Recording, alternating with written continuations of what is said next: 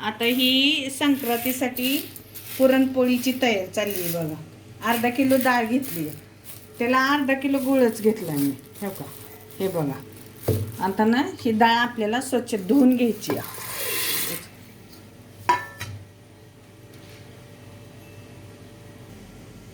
ही 2 पाण्याने स्वच्छ डाळ धुवून घेतली मी. आता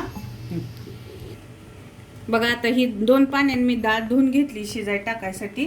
थोडं पाणी एक कांडे असं वरती हे केलंय डाळ शिजण्यासाठी. आपल्याला त्याच्यात आता थोडी हळद टाकायची. ही अशी हळद टाकायची थोडी, अर्धा चमचा, कारण डाळ आपली थोडी आहे. आणि थोडंसं चवीला थोडं मीठ टाकायचं. बघा अर्धा किलोला केवढं टाकलंय. थोडं मीठ टाकायचं आणि तेल टाकायचं, कारण हे उतू येऊ नये म्हणून. असं ते डाळ शिजताना ना फेस येतो, त्यासाठी आपल्याला ते तेल टाकायचं असतं. आणि मग ते आता थोडंसं हलवून घ्यायचं.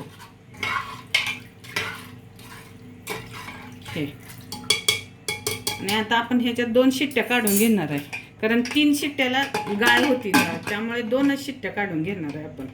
आणि अजून थोडं जास्त ओतलं पाणी तरी काय हरकत नसते बरं का. मी आता आमटीसाठी आणखी थोडं जादा पाणी ओतले, त्यामुळे काय हरकत नाही जास्त पाणी ओतलं तरी. आपण ह्याच्यात 2 शिट्ट्या काढून घेणार आहे.